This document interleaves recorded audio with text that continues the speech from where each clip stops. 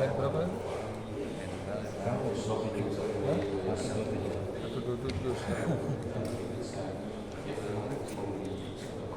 Variasi.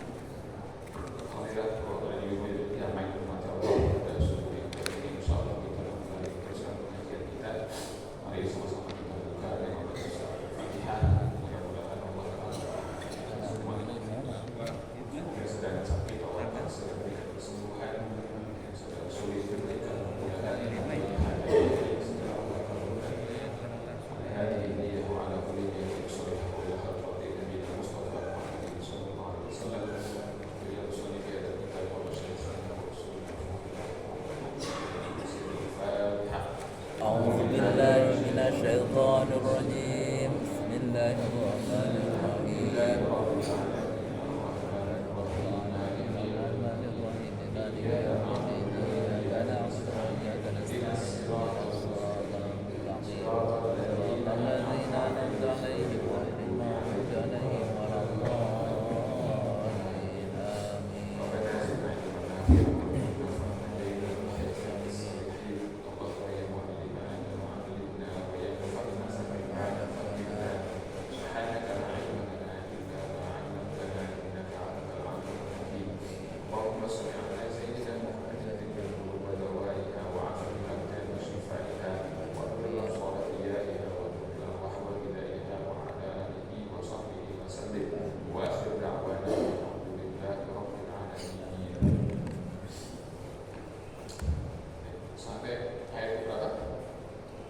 Satu dua tujuh.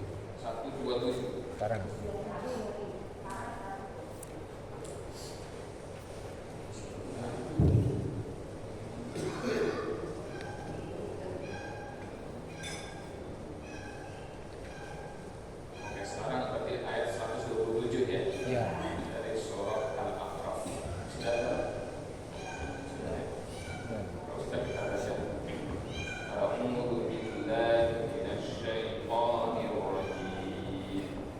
أعوذ بالله من الشيطان الرجيم.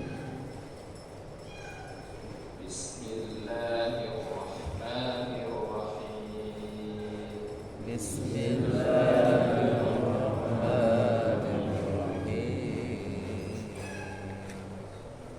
وقال الملأ من قوم فرعون أتذر موسى وقومه ليفسدوا في الأرض ويذرك وآلهتك وقال الملأ من قوم فرعون أتذر موسى وقومه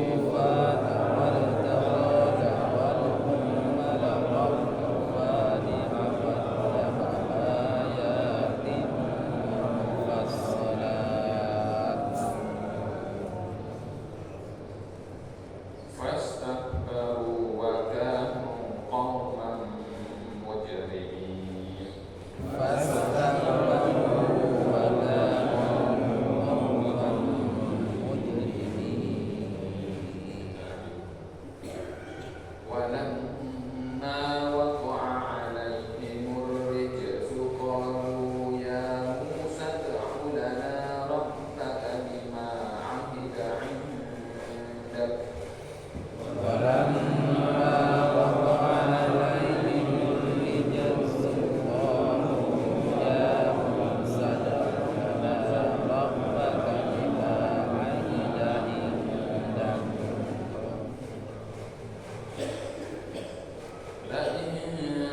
كشفت عنا الرجز لنؤمنن لك ولنرسلن معك بني إسرائيل فإن كشفت عنا الرجس لنؤمنن لك ولنرسلن معك يا بني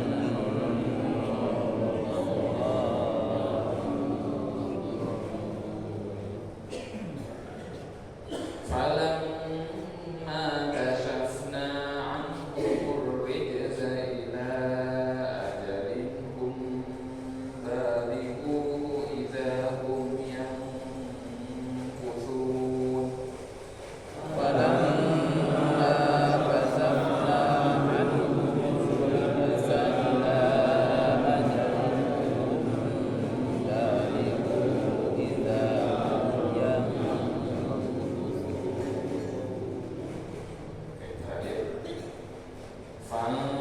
فانتقمنا منهم فأغرقناهم في اليم بأنهم كذبوا بآياتنا وكانوا عنها غافلين فانتقمنا منهم فأغرقناهم في اليم بأنهم كذبوا بآياتنا وكانوا عنها غافلين. Sadaqallahul Azim. Allahul Azim.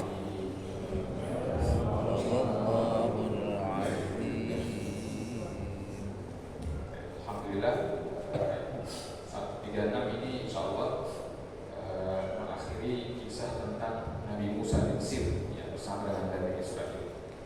Kita lanjutkan untuk tafsirnya ayat yang ke-127 ya. Ya. Bismillahirrahmanirrahim. Qala al-musannif rahimahullah ta'ala wa nafa'ana bihi wa ulumihi fid dharain amin. Wa qala Allah ta'ala a'udzu billahi minasyaitonir rajim wa qala al-mala'u min qaumi fir'auna atana Musa wa qaumahu liyufsidu fil ardi wa yadharu alihatak qala sanuqattil abna'akum wa nastahyi nisa'ahum wa inna fawqahum qahirun. Sadaqallahu adzim. Jadi pada pertemuan yang lalu pada ayat-ayat sebelumnya Allah Subhanahu wa taala mengatakan kepada kita tentang bagaimana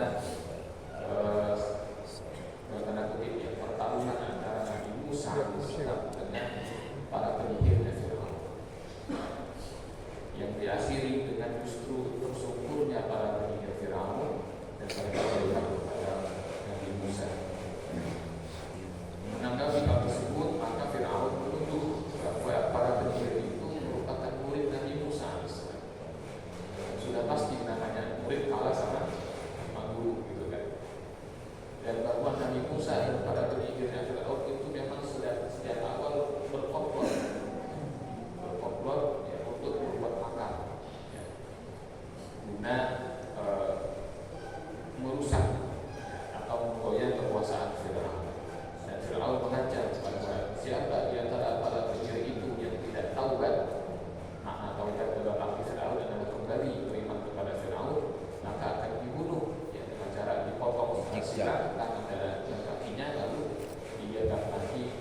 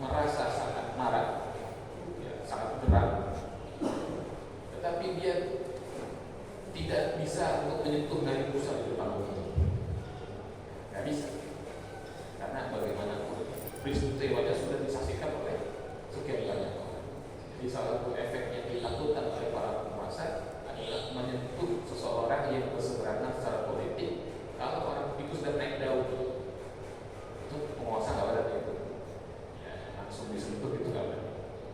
Paham maksudnya kan ya? Karena masih punya banyak masa begitu kira-kira, sudah pamornya naik. Nah, jadi kalau ada orang politik yang lagi booming, didimin dulu terserah mau ngapain. Nah begitu udah nggak booming, hidup diem kan gitu biasanya. Nah sama kasusnya Fir'aun. Ya, kan? Setelah dari pusat mendapatkan popularitas yang luar biasa, ya ketika itu dia nggak ada masuk. Jadi setelah pertarungan itu dibiarkan dia pulang. Nah barulah di sini sebagian daripada golongan yang Fir'aun berkata kepada tuannya, yaitu kepada Fir'aun, apakah kita akan biarkan Musa? Ya kan? Apa kita lepaskan saja dia, kita biarkan dia dan kelompoknya? Mereka berbuat kerusakan. Makna kerusakan terhadap mereka adalah bahwa Fir'aun, Nabi Musa dan kelompoknya, yaitu dari Israel yang beriman kepada beliau, ini ingin merusak kekuasaan dari Fir'aun dan kelompoknya. Maka itu Allah Subhanahu wa Ta'ala ya, mengabadikan bagaimana ucapannya Fir'aun kepada kelompoknya tadi. Ini tentu di belakang layar, ya kan? Fir'aun mengatakan, "Sanufatil." Kalau tenang aja, kita akan pastikan membunuh. Membunuh itu bahasa Arab sebetulnya cukup pakai kata sanak dulu. Ya, dari kata qatala yang kedulu. Bisa aja Fir'aun dengan kutip yang mengatakan sanak dulu abu kan begitu. Ya, kan? Kita akan bunuh anak-anak mereka, anak-anak Bani Israel. Tetapi di sini Fir'aun yang Allah abadikan riwayatnya sampai kita itu menggunakan kalimat sanufatil, wazannya fa'ala yufa'il, yang maknanya adalah dalam kutip biasanya membunuh, tetapi menunjukkan tasdid dan menunjukkan i'adah, menunjukkan kekerasan dan menunjukkan pengulangan. Jadi kalau mau dibahasakan agak lebih ekstrim, sanufatil abda, kita akan cincang. Nah, begitu kan. Cincang membunuh sama beda? Beda. Kalau membunuh paling selesai. Kalau mencincang, waduh, ya kan? Waduh, jadi yang kemarin itu 100 berapa potongan dari nah, itu Fir'aun saking geraknya, ya, kita akan cincang anak-anak mereka dan kita akan perbudak wanita-wanita. Nah ini sumpahnya Fir'aun. Wa inna fawqakum qadirun. Wah, kita punya kekuasaan, kata dia. Kita punya kekuasaan di atas mereka. Ya, kekuasaan yang tidak terkontrol, melahirkan tindakan yang sewenang-wenang. Ya kan, itu power, itu perang. Alhamdulillah, alhamdulillah. Wa qala Allah Ta'ala qala Musa liqaumihi ista'inu billahi wasbiru innal arda lillahi yurithuha man yasha'u min 'ibadihi wal 'aqibatu lil muttaqin. Maka berlalulah masa ya, di mana Fir'aun dan juga kelompoknya mulai menjalankan ya, aksi-aksi represif, penekanan mereka terhadap Nabi Musa dan kelompoknya. Ya, semakin ditindas, semakin dipersulit. Tapi sampai pada titik itu belum ada perintah untuk hijrah. Jadi ya seorang nabi tidak boleh bertindak dengan akalnya sendiri. Gak ujuk-ujuk habis tahun dan tanda kutip habis lawan penyihir besoknya langsung hijrah. Jadi semua menunggu perintah dari Allah. Seperti Nabi kita, para sahabat lagi bilang banyaknya kan. Nabi kita masih di Mekah menunggu izin dari Allah. Nabi itu tidak akan bergerak tanpa izin dari Allah. Nah, dalam masa penantian perintah selanjutnya itu, tindakan-tindakan kezaliman yang dirasakan Bani Israil itu luar biasa berat. Dan mereka sering mengadu kepada Nabi Musa.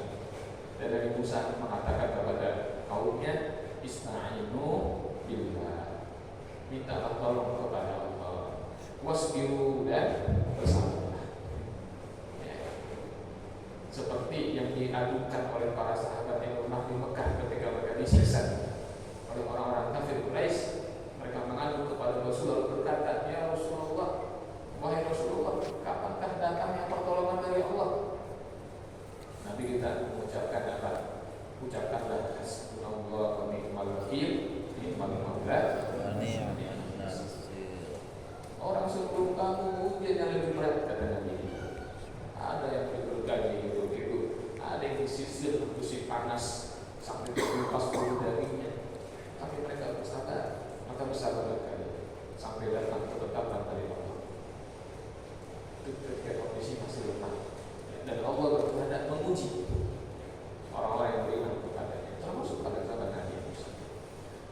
Lalu Nabi Musa memberikan kabar kepada kaumnya, innal arda lillahi yurithuha may yasha'u min 'ibadihi. Sesungguhnya yang namanya bumi ini milik Allah. Bumi ini milik Allah. Ya, nanti ini ada kaitannya juga dengan Mesir, lalu Israel di dalam sekarang tanah Syam. Ya. Bumi ini milik Allah. Yurithuha may yasha'u min 'ibadihi, dan Allah wariskan bumi atau negeri itu kepada hamba-hamba yang Allah kehendaki.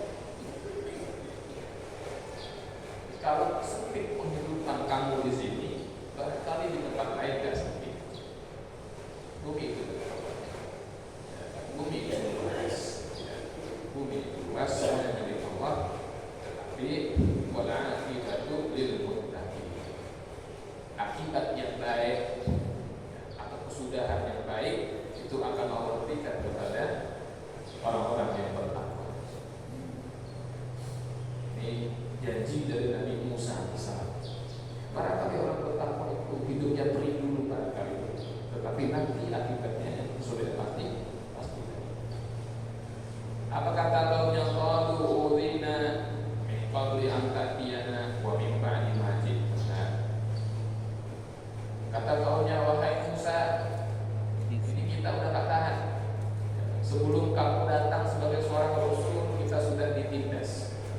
Sekarang kamu datang sebagai seorang rasul, kita malah lebih lagi ditindas. Ya kan? Ini sebuah ungkapan untuk menunjukkan betapa mereka sudah dalam keadaan yang sulit. Dalam tanda kutip, putus asa. Apa penghiburan dari Musa? Qala asa rabbukum an yudrika aduwakum wa yastakhlifakum fil ardi fayanzura kaifa ta'malun. Mudah-mudahan nanti Tuhan kamu itu akan menghancurkan musuh kamu. Sabar. Dan kemudian Tuhan ini akan memberikan kamu kedudukan di muka bumi sebagai khalifah, sebagai pemakmur. Ya kan? Tetapi setelah itu terjadi, Allah akan melihat bagaimana perbuatan kamu. Setelah dari ditindas menjadi orang-orang merdeka, perubahan. Setelah menjadi bangsa budak, menjadi penguasa dan raja. Bagaimana? Kan biasanya dibiasanya. Salah satu penyakit, bukan penyakit mental, tapi anggap saja penyakit mental yang menimpa orang-orang yang ada istilah OKB, tahu OKB ya? Orang kaya baru. Orang kaya baru, gitu kan? Orang kaya baru, orang kaya baru sama orang kaya bener yang dari kecil sudah terbiasa kaya itu kadang-kadang ada perbedaan sikap, perbedaan gaya. Karena yang namanya kaget mungkin baru jadi orang kaya itu kadang-kadang berlagu. Ya kan? Dia lupa dulu dia miskin. Sama orang atau kelompok yang biasa ditindas, biasa menjadi bangsa budak, lalu diberikan kekuasaan, itu ada yang malah lebih zalim daripada penguasa sebelumnya. Simbol setelah menjadi penguasa, ada semacam dorongan tidak sadar pada diri mereka ya, untuk apa? Melampiaskan ya, segala perih yang dulu mereka alami itu kepada orang lain. Nah, itu ada kelompok yang begitu ada. Maka Nabi Musa memberikan janji Allah bahwa semoga Allah menghancurkan musuh kamu dan Allah akan jadikan kamu sebagai khalifah di muka bumi, memberikan kamu sebuah negeri. Ingat, fayanzur kaifa ta'malun, tetapi Allah akan memperhatikan apa dan bagaimana yang kamu kerjakan setelah itu. Yang artinya, sebagaimana Allah memberikan kekuasaan,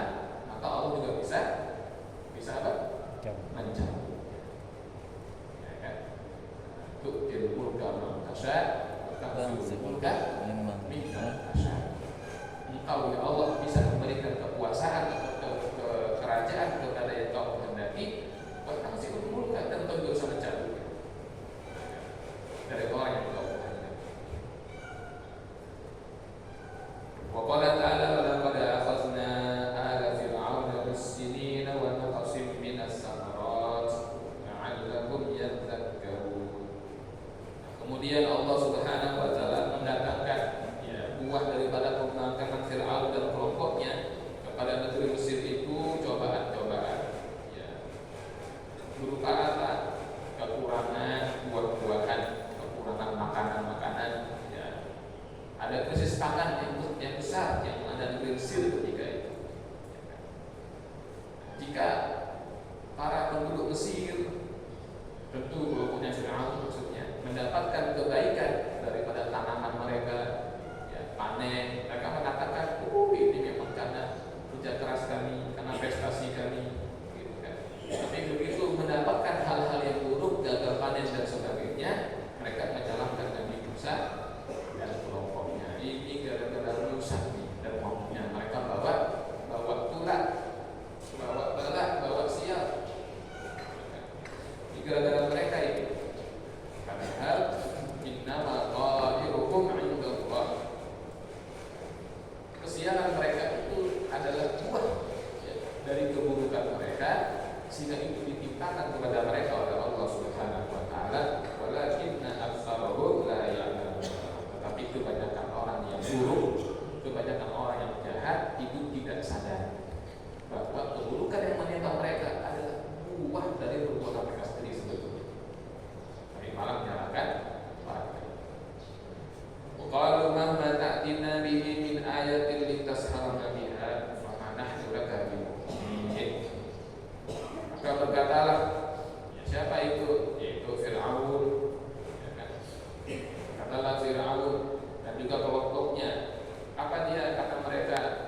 Musa, coba bukti apapun yang kamu datangkan, sihir-sihir apapun yang kamu letakkan pada kami tetap tidak akan beriman.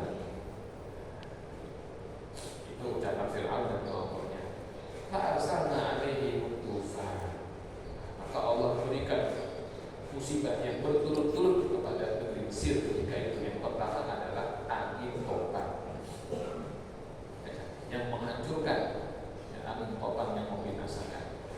Apa yang dihancurkan dengan angin topan itu? Yang dihancurkan adalah banyak bangunan-bangunan, infrastruktur mereka. Kata Syekh Nawawi di sini, ai al-ma' minas sama' pada orang min buyutal qibti wa qawmu fil ma'i ila maraqihim wa dama dzalika 'alaihim sab'ata ayyam. Allah kucurkan hujan deras dari langit yang diliputi dengan badai-badai, dengan angin-angin yang kencang, lalu membanjiri pemukiman orang-orang Qibti, orang-orang Mesir, dan itu selama 7 hari 7 malam, sehingga bangunan-bangunan menjadi rusak. Wal jarada, kemudian Allah datangkan balak yang kedua, yaitu apa? Belalang. Yang mana belalang itu menghancurkan pertanian mereka, tanaman mereka. Jadi bangunannya dihancurkan oleh Allah dengan topan, termasuk banjir-banjirnya, lalu tanamannya dihancurkan oleh belalang. Wal kummala, dan Allah berikan balak yang ketiga itu berupa kutu, bukan kutu yang di rambut, tetapi sejenis kutu-kutuan yang agak besar, seperti kecoa, dan kemudian sebagian itu mengisap darah, itu menjadi mengganggu sekali, sampai kasur-kasur lantai. Waktu fadik, dan Allah berikan kepada kita banjir katak. Banjir katak. Memang katak mengganggu Ustaz. Ya begini aja. Katak itu bersuara, ya kan? Ngomong gitu kan, ngomong. Bayangkan kalau ada 10.000 katak, bisa tidur kan ini? Iya.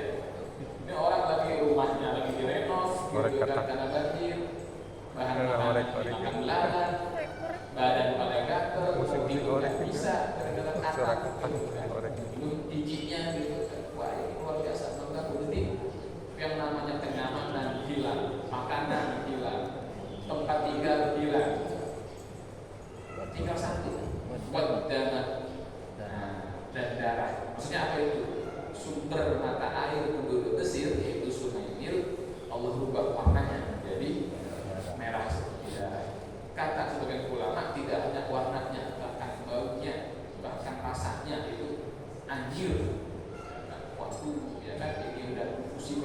segala sisi.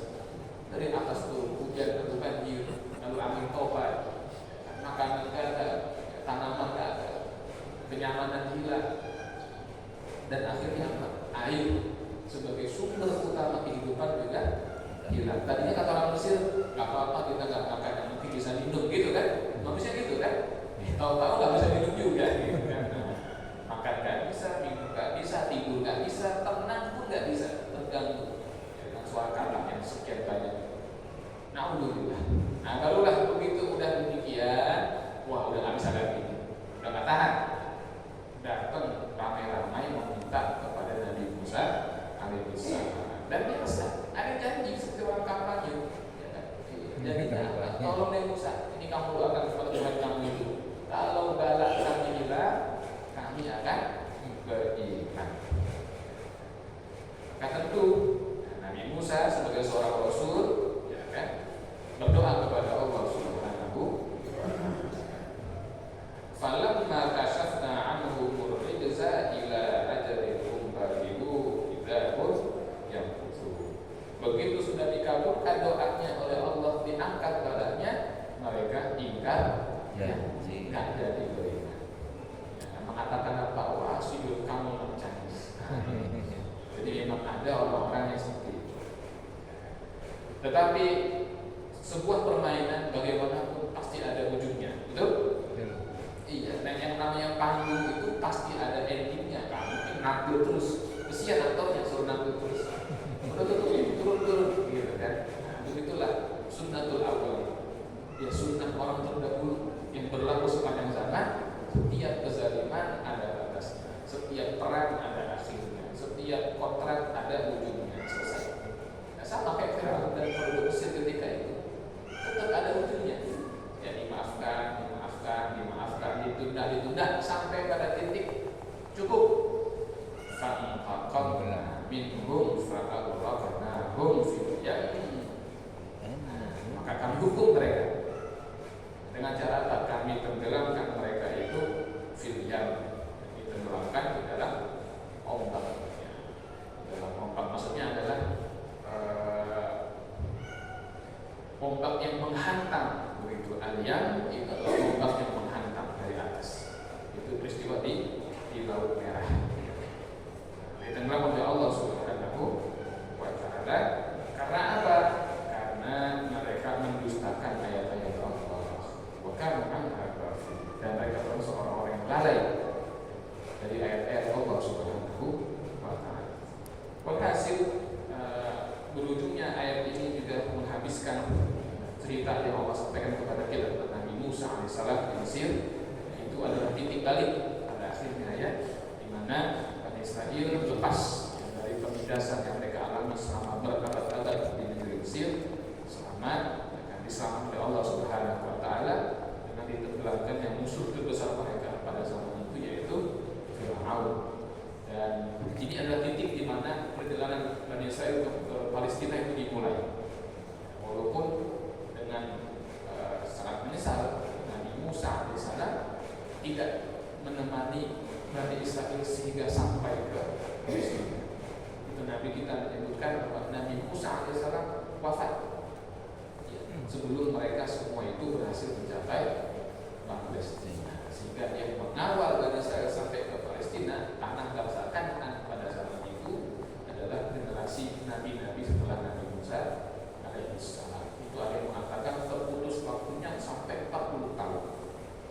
Ditunda oleh Allah, ya kan, sampai 40 tahun kemudian ya baru mereka berhasil mencapai tanah Palestina. Tanah yang oleh orang-orang Yahudi di zaman sekarang mereka sebut sebagai al-ardu al-muqaddasah al-mahmudah, tanah yang suci yang dijanjikan oleh Tuhan kami Yahweh, itu kan, kepada kami sejak ribuan tahun yang lalu, kata mereka. Mudah-mudahan apa yang kita baca ini walaupun singkat memberikan hikmah ya, dan faedah yang bisa kita amalkan. Amin ya rabbal alamin. Amin. Baik, sampai di sini. Kalau ada pertanyaan terkait dengan kita, saya persilakan. Monggo Pak. Assalamualaikum warahmatullahi wabarakatuh.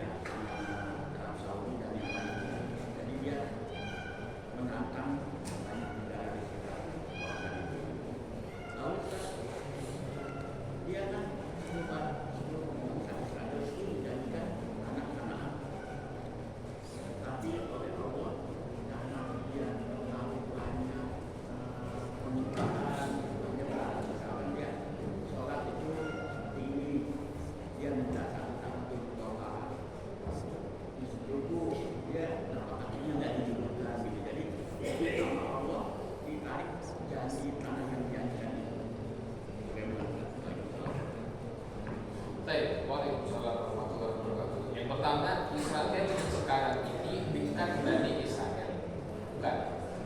Jadi Israel yang sekarang ini itu bukan Bani Israel. Mereka ini adalah orang Eropa yang memeluk agama Yahudi. Kan? Jadi bukan secara nasab itu bukan yang keturunannya Nabi Ishak, bukan. Tapi ini adalah orang-orang Eropa, orang kulit putih, ya kan, yang memeluk agama Yahudi dan kemudian menjadi orang-orang Zionis. Jadi mereka bukan Bani Israel. Oleh karena itu, karena mereka bukan Bani Israel, maka dalam tanda kutip hukum-hukum yang terkait dengan bagaimana muamalah seorang Muslim dengan Bani Israel itu tak berlaku antara kita dan mereka. Yang kedua, dicabutnya kekuasaan Bani Israel dari tanah bangsa Kanaan di kemudian hari, yaitu setelah wafatnya Nabi Sulaiman alaihissalam. Kan Nabi Sulaiman dan Nabi Daud itu kan berkuasa di Yerusalem. Setelah beliau berdua meninggal, maka terjadi kemunduran, termasuk adalah ketika akhirnya ada serangan dari kerajaan Babilonia dipimpin oleh kata-kata Nabi Nasr. Nebukadnezar yang meratakan menghanguskan seluruh Palestina ketika itu yang dikuasai oleh Bani Israel itu karena kezaliman yang dikerjakan oleh penduduk atau orang-orang Bani Israel pada masa itu, sehingga Bani Israel kembali berdiaspora, kembali tersebar ke berbagai tempat. Jadi memang sunnahnya di dunia ini adalah suatu negeri apabila dia zalim, maka Allah akan timpakan hukuman kepada negeri. Bisa berupa musibah bencana alam, bisa berupa didatangkan musuh yang kuat, yang lebih zalim lagi. Bisa pula berupa negeri itu tetap utuh, tetapi pemimpinnya adalah orang yang paling jelas, sehingga rakyatnya hidup menderita. Itu bagian daripada hukum Allah. Tapi selalu karena kezaliman yang dikerjakan. Nah yang terakhir, Israel tidak bisa dipercaya. Ya, kita sama tahu. Udah berapa banyak perjanjian, perjanjian Oslo, Camp David, ini itu. Ya, nggak ada. Ya kan? Dia menyerang ke sana, menyerang ke sini. Nggak ada pengecaman. Bahkan orang-orang Eropa yang dalam tanda kutip tidak ada kaitannya secara agama dan secara pemikiran dengan Islam, jika hanya menggunakan logika mereka dan nurani mereka sudah bisa melihat bagaimana sikap dunia seharusnya. Ingat nama Eric Cantona, legenda sepak bola MU, Prancis kalau nggak salah kan? Dia mengatakan ketika Rusia menyerang Ukraina baru 4 kali, itu tiba-tiba FIFA mengeluarkan boikot, tidak boleh Rusia bertanding ini itu, boikot. Ini Israel menyerang Gaza udah berapa ratus hari, nggak diboikot. Perdana Menteri Spanyol terakhir baru mengatakan kalau Israel nanti di Piala Dunia, Spanyol mundur dari Piala Dunia. Nggak usah bicara agama di situ. Tapi kenapa dari FIFA nggak ada tindakan, dari PBB kan? Kita sama tahu. Kalau kata Ayatollah Khomeini, ya kan, mantan pemimpin besar Iran, dia mengatakan apa? Amerika itu adalah syaitonun kabir, setan yang besar. Israel setan sokir, setan yang kecil kan? Karena ada setan besar, setan kecil ini akan semua terakhir masalah apa tuh? Palestina, statehood, ya kan? Kemerdekaan Palestina. Dari 5 negara pemegang hak veto, ya kan? Itu yang 4 mendukung kemerdekaan Palestina. Cina, Rusia, Prancis, Inggris, Amerika menentang. Kan begitu. Ini luar biasa. Jadi kuncinya adalah di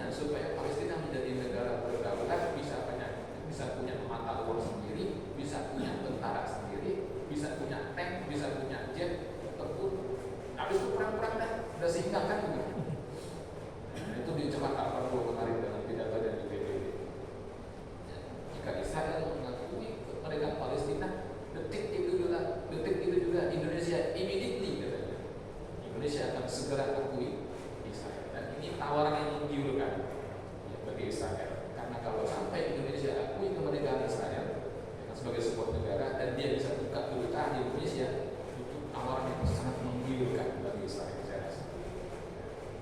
Saya rasa selama masih waras Netanyahu ini tidak siko-siko amat gitu kan. Dia bicara kepentingan jangka panjang negaranya gitu kan. Karena bagaimanapun Indonesia negara yang sangat besar, Tapi mendasar Israel kali juga putus sangat banyak, satu. penting untuk punya hubungan diplomatik dengan negara kita. Jadi asalkan tidak siko-siko amat, sebenarnya harusnya dia mau mengakui. Harus. Kalau enggak, Kabel merah semua putus hanya satu. disiplin dari dia. Yang lagu lama yang dia ulang terus. Nggak bisa dibenerin kabel merah ya putus. terbentang dari Sungai Nil sampai ke sungai di seberang Yordan. Alhamdulillah subhanallah. Ya saya kira itu. Ya, Allah. Tadi saya aku boleh. Jadi penjelasan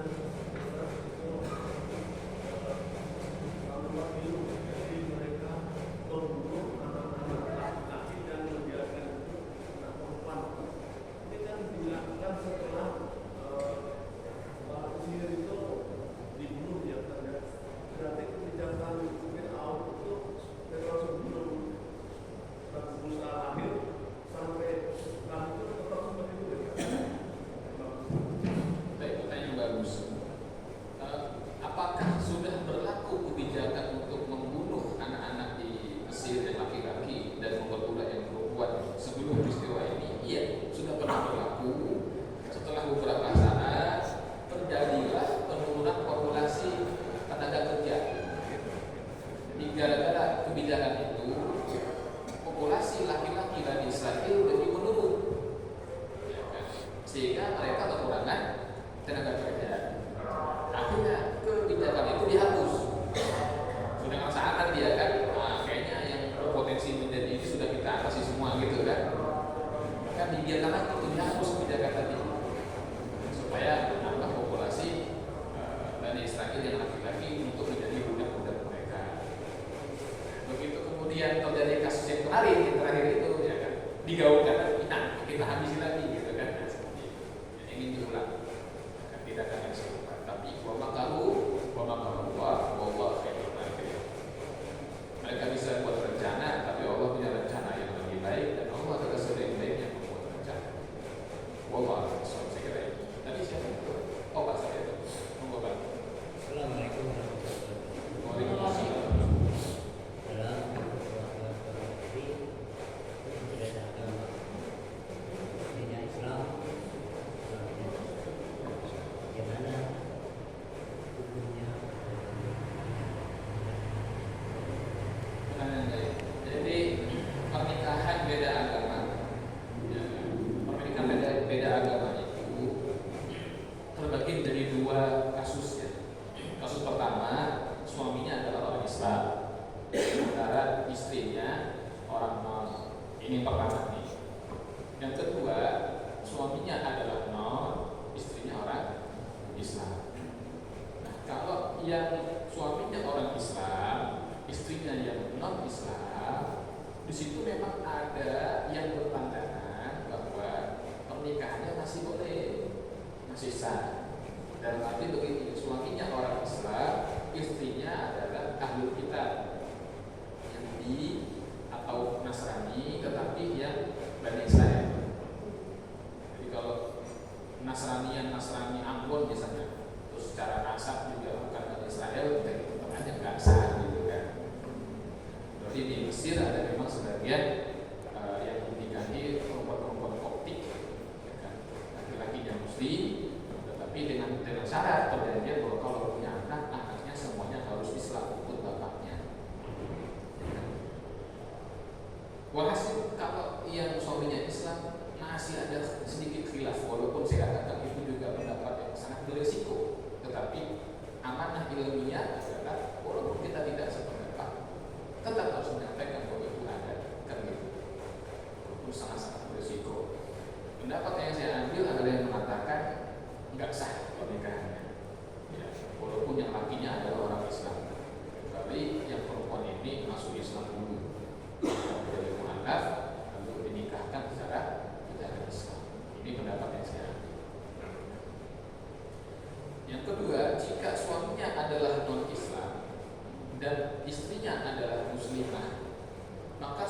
semua ulama sepakat pernikahan itu tidak sah.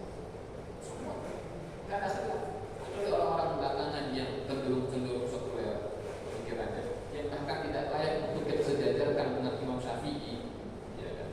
Dengan imam-imam mazhab yang lain, nggak sejajar itu. Mereka bukan siapa-siapa. Mereka ini yang mengatakan pernikahan beda agama, mau yang ini Islam itu non atau dibolak-balik itu sah mereka. Jadi ada orang-orang yang terkena penyakit sepilis, yaitu sekularisme, pluralisme, liberalisme.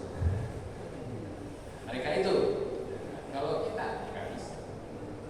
Oleh karena itu, jika ada pernikahan di mana suaminya adalah non-Islam, istrinya Islam, pernikahan itu batal demi hukum secara Islam. Oleh karena batal demi hukum secara Islam, maka kalau dia berkumpul dihukumi zina. Kalau sampai punya anak, anaknya anak zina. Anak zina itu yang menjadi wali nikahnya nanti bukan bapak biologisnya. Nggak sah itu. Dan anak zina secara Islam tidak bisa mendapat hak waris. Jadi terlalu besar resikonya pada akhirnya. Naudzubillah, cuma naudzubillah.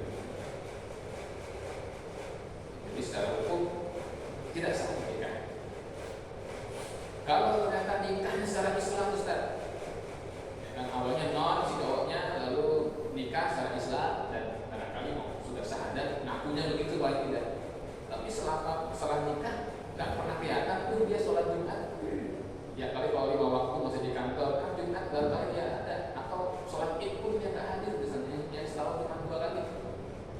Artinya dia hanya syahadat untuk kawin aja. Tapi puasa kita nggak pernah lihat, ya kan, sholat nggak pernah lihat. Jadi bagaimana hukumnya Ustaz? Apakah dia masih kafir atau bagaimana? Selama belum ada bukti yang terang benderang bahwa dia kafir atau ke gereja untuk beribadah atau dia pakai kalung salib misalnya, selama belum ada bukti itu kita tetap anggap dia sebagai muslim, tapi muslim yang fasik, begitu kan? Muslim yang nggak sholat, muslim yang mungkin nggak puasa, ya itu. Tapi kita tetap tertahan untuk mengatakan dia kafir atau dia murtad atau dia selama belum ada bukti. Nah, walaupun sangat disayangkan. Makanya yang punya anak perempuan kalau didekati oleh pemuda-pemuda non-muslim, lalu pemuda itu mengatakan siap menikah, lalu siap masuk Islam, itu jangan langsung diterima. Suruh pemuda itu untuk mu'alaf dulu selama 1 tahun, ya kan? Dan setahun itu si pemuda ini dia belajar baca Quran, dia belajar menjadi imam sholat, ya kan? Dia belajar agama. Nah setelah setahun baru dia datang melamar saya, gitu ya kan? Jangan main dia aja sore syahadat pagi kawin ya. Nanti main judul aja belum bisa, aturan mainnya dari mana? Jadi tunggu setahun dulu, setahun itu waktu yang lama, sehingga kalau dia main-main nggak kuat dia jadi Islam, pura-pura Islam setahun capek kita tuh rupanya gitu kan. Apalagi dikasih hutang dia harus belajar agama seminggu 2 kali, setiap kali satu sesi ada tanda tangan ustaz setempat misalnya gitu kan, sebagai bukti. Kalau dia main-main nggak kuat setahun gituan. Nah, itu anak perempuan bapak soalnya terserah bapak. Islam itu. Ini jangan langsung dikasih. Segera Pak, saya ada dia. Monggo Pak. Kembali kepada Israel. Ya. Dan Januari Iran sudah menyerang Israel. Tetapi dengan begitu mudahnya dunia menyaksikan sekarang itu. Tetapi sekarang Israel menyerang Palestina Gaza, seakan-akan dunia diamankan itu. Apa sih yang menyebabkan kira-kira dalam pandangan kita? Ini pertanyaan yang berat, ya kan? Karena dunia tidak berjalan pada satu sisi saja. Dunia ini tidak berjalan hanya pada satu sisi saja. Ada sisi politik, ada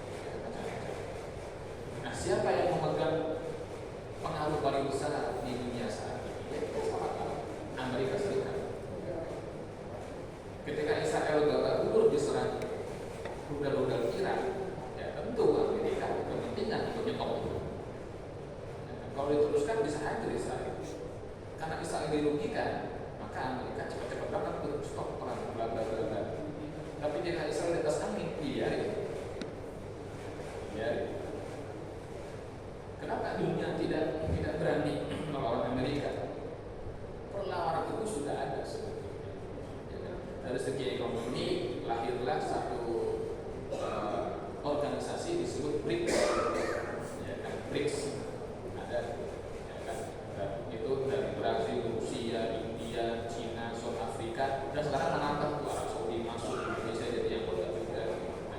Ya dalam kebijakan BRICS itu transaksi mereka menggunakan mata uang masing-masing, tidak lagi menggunakan dolar sebagai standar. Selama dunia masih menjadikan dolar sebagai modal utama untuk transaksi, terutama minyak, maka Amerika selaku dalam politik pemegang dolar akan terus memperkuat untuk menekan negara mana. Dari segi ekonomi sudah ada perlawanan. Forum ekonomi di Shanghai, ya kan, forum ekonomi di Saint Petersburg itu selalu ramai setiap tahunnya, dan selalu ada kemajuan. Selalu ada. Secara militer juga Amerika kita lihat besar, dan Amerika dengan kekuatan dolarnya serta pengaruhnya dalam bidang militer akan dengan mudah membuat seorang kepala negara terdongkar dari kekuasaan. Itu yang membuat banyak tokoh-tokoh dunia yang berkuasa juga takut juga. Mana sejarahnya orang yang atau pemerintah yang menentang Amerika lalu bertahan? Kita nggak temukan atau belum kita temukan. Satu-satunya raja Arab yang berani menentang Amerika pada zamannya, yang secara pribadi sangat saya kagumi, adalah Raja Faisal. Tapi akibatnya kita sudah sama tahu. Begitu dia menutup keran minyaknya, sehingga harga minyak melambung, dia dibunuh Raja Faisal itu. Setelah itu Raja Arab Saudi, ya itu aja, nggak keras. Raja Faisal mengatakan, kami bangsa Arab terbiasa hidup dengan naik unta, makan roti yang keras, minum dengan air zam-zam. Sekarang kami menikmati segala kemewahan. Kalau akibat dari apa yang saya putuskan itu adalah kami harus kembali kepada zaman nenek moyang kami, saya nggak keberatan dengan dia. Dan dia bersumpah dalam pidatonya, ya Allah, dia berdoa, seandainya saya hidup hanya untuk menyaksikan Palestina masih hidup merdeka, mending saya mati. Daripada saya hidup melihat negara itu terjadi.